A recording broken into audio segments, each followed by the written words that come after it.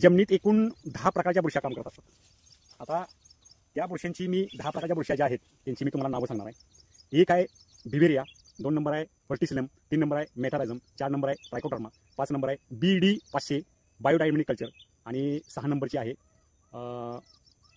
पॉसिलोमायसिस। ह्या 6 प्रकारच्या बुरशी ह्या मित्र बुरशी आहेत की जे पिकांची जडणघडण घडवत असतात, पिकांना मदत करत असतात, पानामध्ये जाऊन मुलांच्या मार्फत सहकार्य करत असतात। या 6 प्रकारच्या बुरशी मित्र बुरशी आहेत। आता त्यातल्या 4 प्रकारच्या बुरशी ह्या अपायकारक आहेत पिकांना। तर त्या अपायकारक कुठल्या बुरशी आहेत बघा। एक आहे फुसेरियम, 2 आहे उलटी लागू, 3 आहे अल्टरनेरिया आणि 4 आहे कोकिलोमायसिस। ह्या 4 प्रकारच्या बुरशी पिकांना अपायकारक असतात।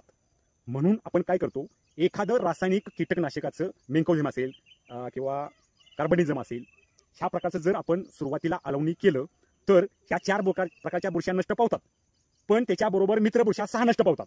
म्हणून ह्या आता माझा जो ऊस दिसतोय तुम्हाला, हा जो ऊस दिसतोय ह्या ऊसाला मी कार्बनिझम किंवा मेन्कोझिमचं आळवणी केलेलं नाही, त्याला मी आळवणी केलं आहे BVMचं आणि ट्रायकोडर्माचं आळवणी केलेलं आहे। तुम्हाला मी 10 प्रकारच्या बुरश्यांची नावं सांगितली।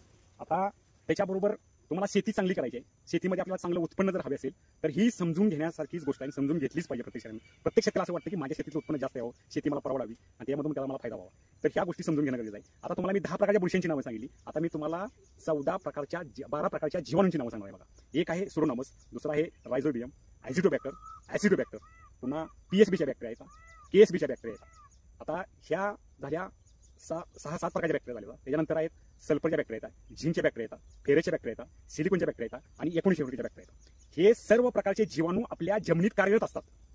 आता ह्याची मी तुम्हाला माहिती काय सांगतोय, जमिनीचं जीवशास्त्र समजून घेणं महत्वाचं आहे का, तर महत्वाचं आहे। जमिनीची जडणघडण समजून घेतली तरच पिकाचं उत्पन्न तुम्हाला जास्त येणार आहे। आणि दुसरी गोष्ट अशी आहे की हे जीवाणूंचं काय काम असतं आणि बुरशांचं काय काम असतं। हा व्हिडिओ फार मोठा होणार आहे, 1 तास 1.5 तास मी बोलू शकतो याच्यावर, पण मी तुम्हाला शॉर्टकट माहिती सांगणार आहे। जीवाणूंचं कार्य हे तुम्ही टाकलेली रासायनिक लागवड उचलून देण्यासाठी मदत करत असतात। आता तुम्ही मला कसं काय, आपल्या डोळ्यात दिसत तर नाही, तर मग जीवाणू कसे काय काम करतात। म्हणून सांगतोय तुम्हाला की आपण रासायनिक जी लागवड टाकतो ती स्थिर स्वरूपात असते, ते पिकाची मुळे घेऊन तिथे येऊन उचल घेत नाहीत। तर हे जी जीवाणू आहेत, 12 प्रकारचे जीवाणूंची तुम्हाला मी आता नावं सांगितली, हे जीवाणू पिकांच्या मुळापर्यंत पोहोचवायचं काम करत असतात। आणि ह्या जीवाणूंची संख्या मी मागच्या व्हिडिओमध्ये बोललोय, जर आपल्या मातीच्या 1 ग्रॅम कणावरती 4.5 लाख बॅक्टेरियांची आवश्यकता आहे। ह्या बॅक्टेरियांची संख्या जर एवढ्या प्रमाणात जर असेल तर तुमच्या जमिनीचा ह्युमस चांगला असतो। आता ह्युमस म्हणजे काय, तर ह्युमस म्हणजे त्या बॅक्टेरियांचा घाम किंवा त्या बॅक्टेरियांची विष्ठा म्हणजे ह्युमस।